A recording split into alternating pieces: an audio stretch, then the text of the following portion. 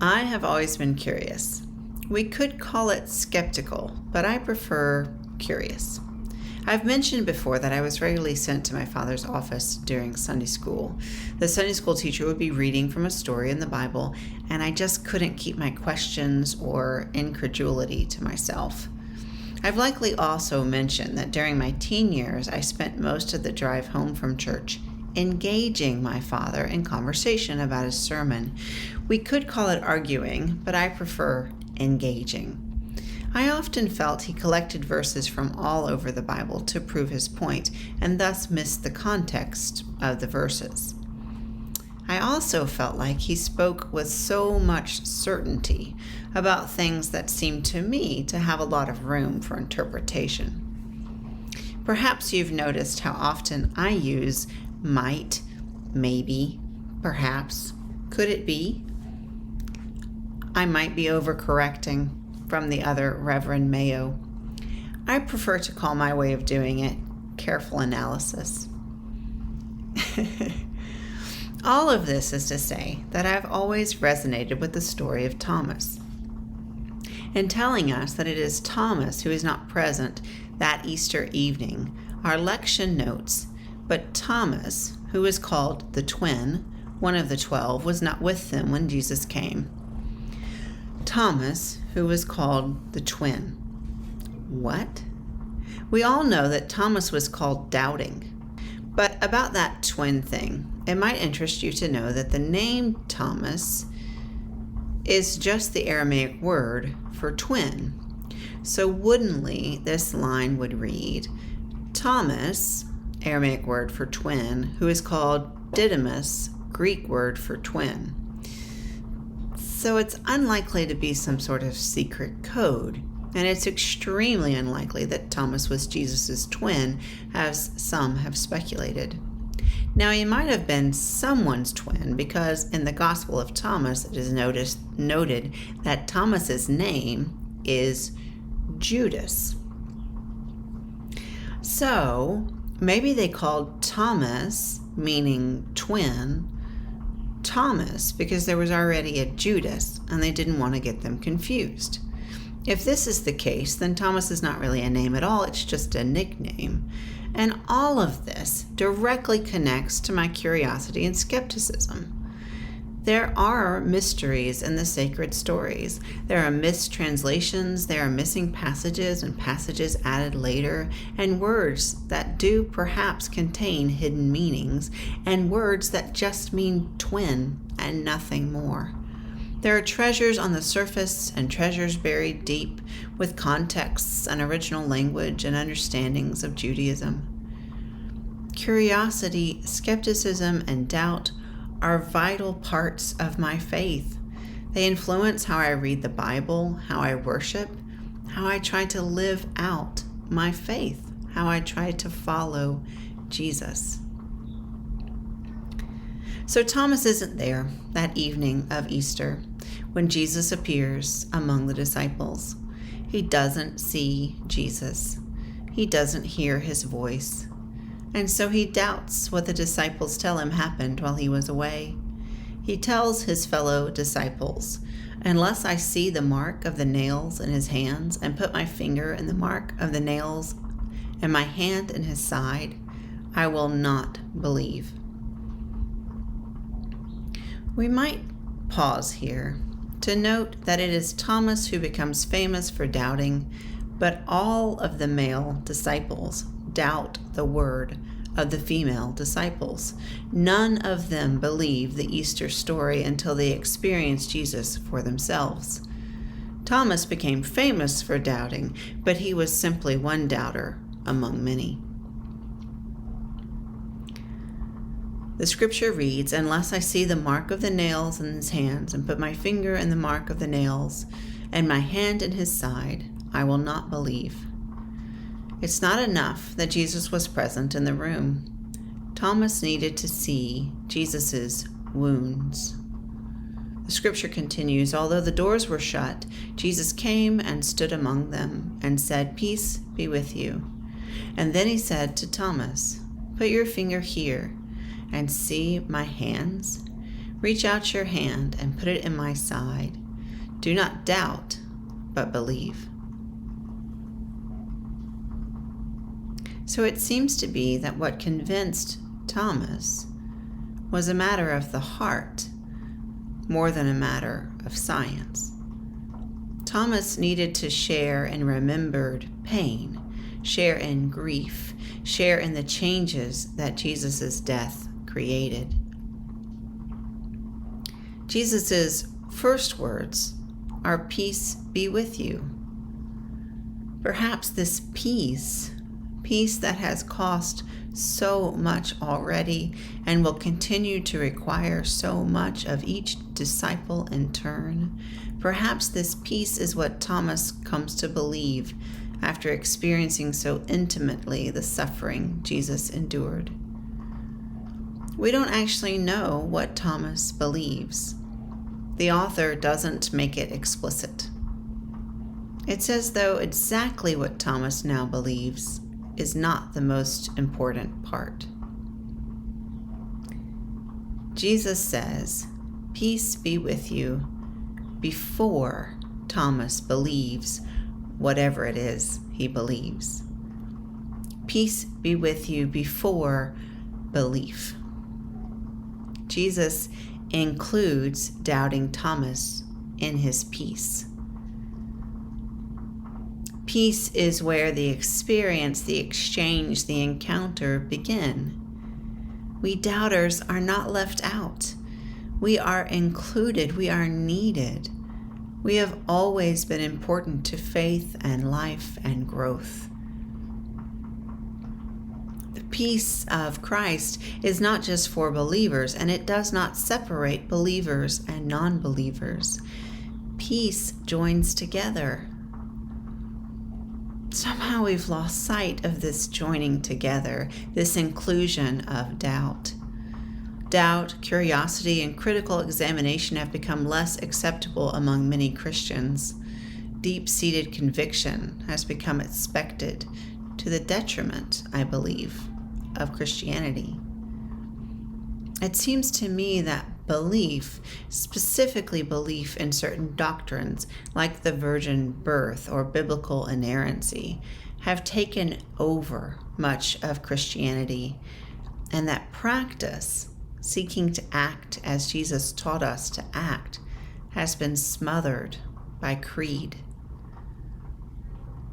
This dogmatic belief in creed and doctrine has also become a dogmatic rejection of scientific thought and discovery. It leads directly to Christians claiming they don't need a mask because the virus isn't real, or even if it is, that God will protect them. Faith without doubt is dangerous. It leads to climate change deniers who care more about their interpretation of Genesis than about decades of scientific discovery. It leads to a list of beliefs that Christians check off one by one and then do nothing to love their neighbors, to welcome the stranger, to feed the hungry. Doubt, skepticism, critical thought, they're all vital to faith. And they've always been here. There have always been voices of dissent, voices of question, voices of doubt. Doubt is a part of the story of faith, the story of God. I heard an interview with Jennifer Michael Hecht, the author of Doubt, A History, with Krista Tippett. In the interview, Hecht noted, "Only in modern times is doubt equated narrowly with the rejection of faith.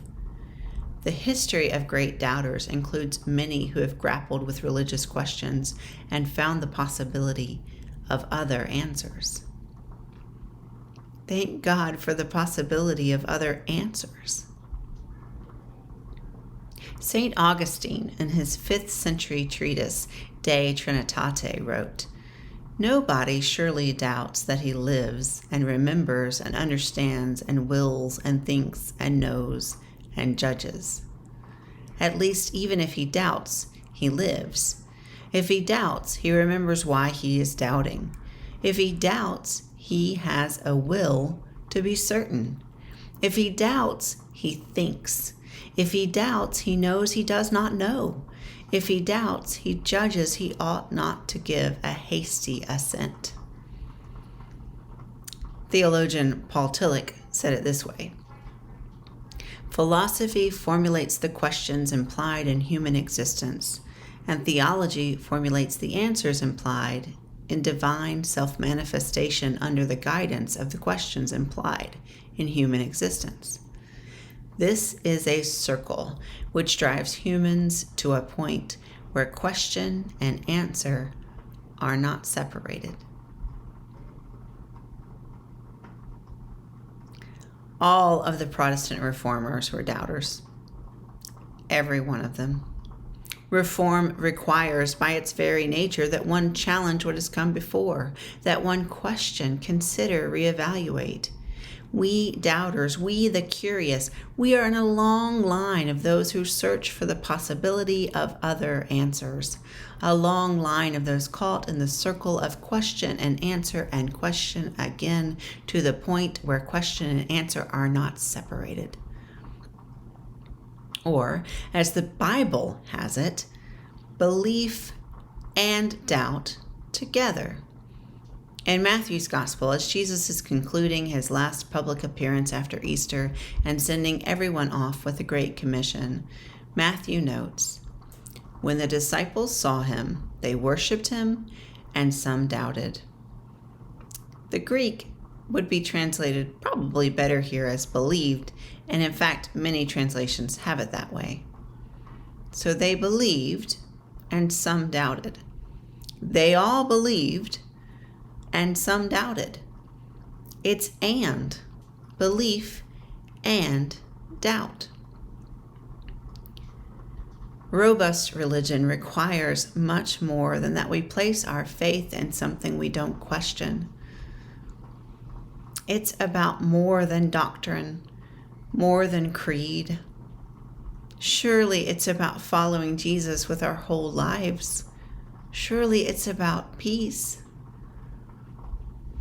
about how we live our faith. And there's so much room for doubt. I keep thinking of the hymn, "Lord, When I Came Into This Life," specifically the 3rd and 4th verses. In case you can't simply launch into singing that hymn, and really even if you can, I invite you to listen as Dale sings those 2 verses.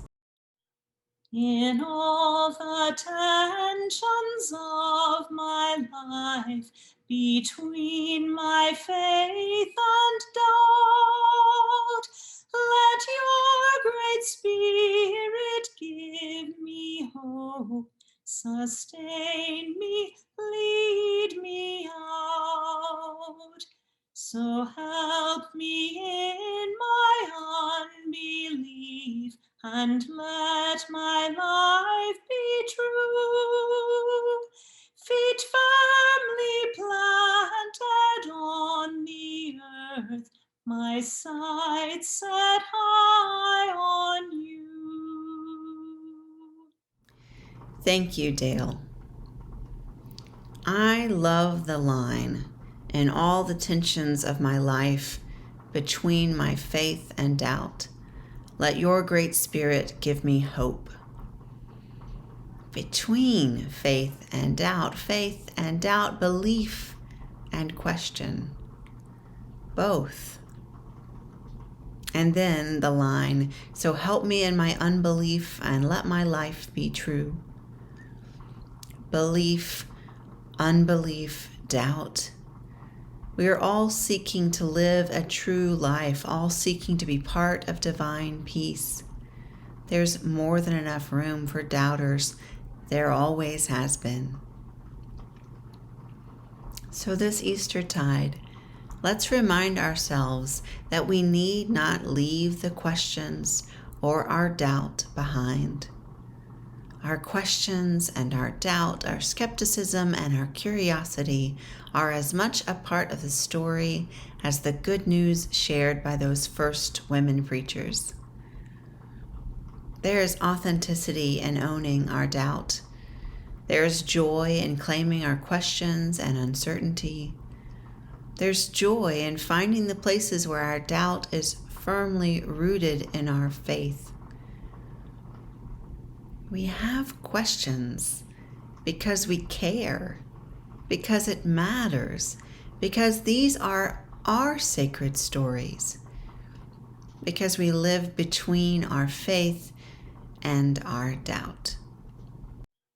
In all the tensions of my life, between my faith and doubt, let your great Spirit give me hope, sustain me, lead me out.